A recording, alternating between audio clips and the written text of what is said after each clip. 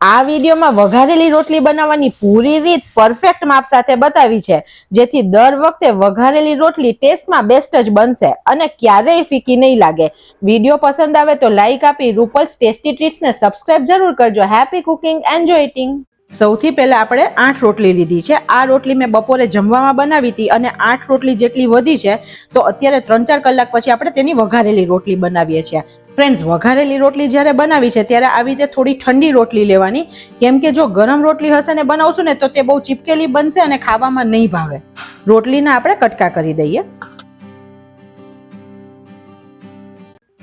ઘણીવાર વઘારેલી રોટલી બહુ ફીકી લાગે છે, તો આપણે તેની માટે એક સ્પેશિયલ મસાલો બનાવીએ. અત્યારે 4 કળી લસણ લીધું છે. તમને વધારે ભાવતું હોય તો તમે પ્લસ કળી હજી કરી શકો છો. એક ટુકડો આદુ લીધું છે. એક નાના ટુકડા જેટલું લીલું મરચું લીધું છે. તમે તીખાસ તમારી રીતે પ્લસ કરી શકો છો. 2 થી 3 લીમડાના પાન એડ કરીએ. આ ફ્રેશ લીમડાના પાનની ખૂબ સરસ સુગંધ આવશે. હવે 1/4 ચમચી મીઠું નાખીને પહેલા આપણે આને વાટી લઈએ, જેથી લસણ સરસ વટાઈ જાય.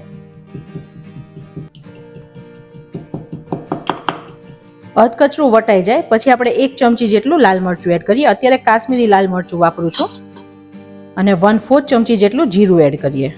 2 પિંચ જેટલી હિંગ એડ કરીએ અને સરસ બધું વાટી લઈએ. આ પેસ્ટ જેટલી જોરદાર બને છે કે તમારી રોટલી એકદમ મસ્ત બનશે. પેસ્ટ બનીને રેડી છે, આપણે તેને કાઢી લઈએ. હવે આ પેસ્ટ આપણે સીધી જ્યારે વઘારમાં એડ કરશું ને તો મસાલા બળી જશે અને તેનો કાચો સ્વાદ લાગશે. તે ના લાગે તેની માટે અત્યારે આપણે 2 થી 3 ચમચી જેટલું પાણી એડ કરી અને પેસ્ટને ઢીલી કરીએ, જેથી વઘારમાં તેના મસાલા બળી ના જાય. ફ્રેન્ડ્સ, આવી નાની નાની બાબતનું ધ્યાન રાખશું ને તો આપણી રેસીપી હંમેશા પરફેક્ટ બનશે. આપણને એમ થાય વઘારેલી રોટલીમાં શું, પણ ઘણી બધી નાની નાની વસ્તુ એવી છે કે જે રેસીપીને પરફેક્ટ બનાવે. તમે જુઓ, અત્યારે સરસ મસાલો પલળી ગયો છે. આ પરફેક્ટ છે. હવે આપણે 1 કપ મીડિયમ ખાટી છાશ લઈએ.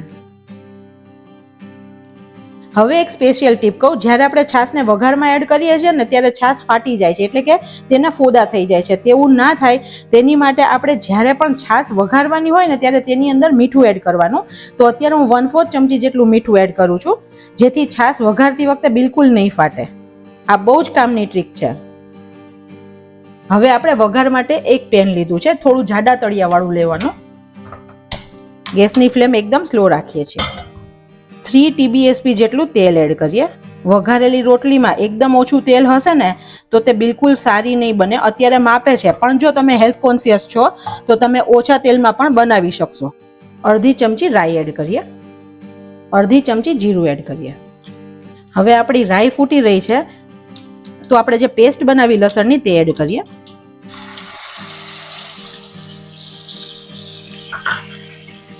હવે તમને ખ્યાલ આવ્યો કે આપણે પાણી કેમ નાખ્યું હતું?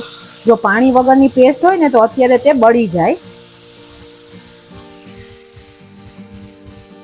અને બીજું હવે થોડું અડધો ગ્લાસ જેટલું પાણી એડ કરીએ.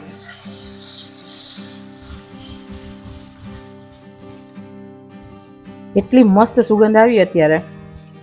આપણે આમાં હિંગ નાખી હતી, તો આપણે વઘારમાં હિંગ એડ નથી કરી.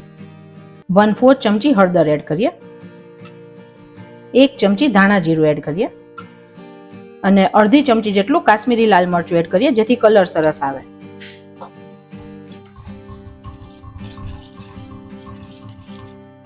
એક પિંચ જેટલું જ અત્યારે મીઠું એડ કરું છું, કેમ કે ચટણીમાં મીઠું છે, છાશમાં મીઠું છે.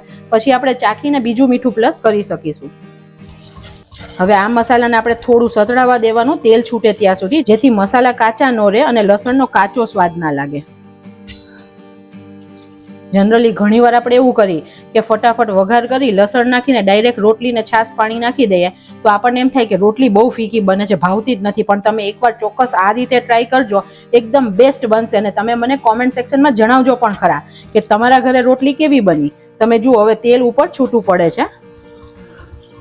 ગેસની ફ્લેમ એકદમ સ્લો રાખવાની છે. હવે અત્યારે આ થોડું ગરમ છે, તો બીજું 3-4 ચમચી જેટલું પાણી એડ કરીએ, જેથી થોડું ઠંડુ થઈ જાય. હવે આપણે છાશ એડ કરી દઈએ અને હલાવતા જવાનું, જેથી બિલકુલ ના ફાટે.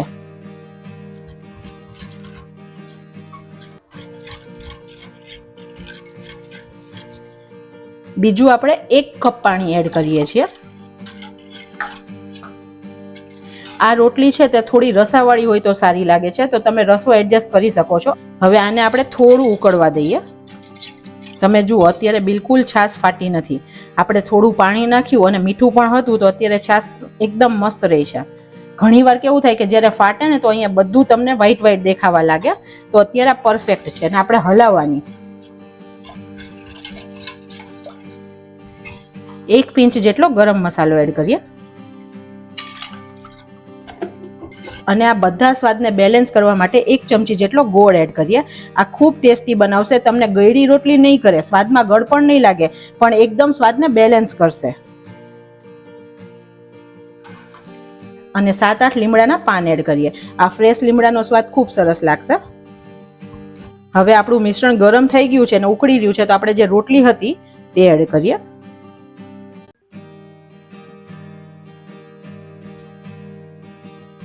હવે આ ટાઈમે ટેસ્ટ કરી લેવાનું. જો તમને વધારે મીઠું ઓછું લાગે તો તમે આ ટાઈમે પ્લસ કરી શકો છો. હું પણ ચાખી લઉં. મને પણ મીઠું ઓછું લાગ્યું છે, તો હું 1/4 ચમચી જેટલું મીઠું એડ કરું છું. હવે તમારે ક્યારે રોટલી ખાવી છે એમ રોટલી તમે વઘારો ને ત્યારે ગરમ ગરમ જ ખાવાની, જેથી ટેસ્ટ સરસ લાગે. પણ જો થોડી વાર રાખવાની હોય ને તો રસો થોડો વધારે રાખવાનો, જેથી તે ખાતી વખતે એકદમ કોરી ના થઈ જાય. અત્યારે તેલ પણ છૂટું પડી ગયું છે અને રસો પરફેક્ટ છે, તો આપણે ગેસની ફ્લેમ બંધ કરીએ અને ઉપરથી થોડી કોથમીર એડ કરીએ. આપણી એકદમ ટેસ્ટી વઘારેલી રોટલી બનીને રેડી છે.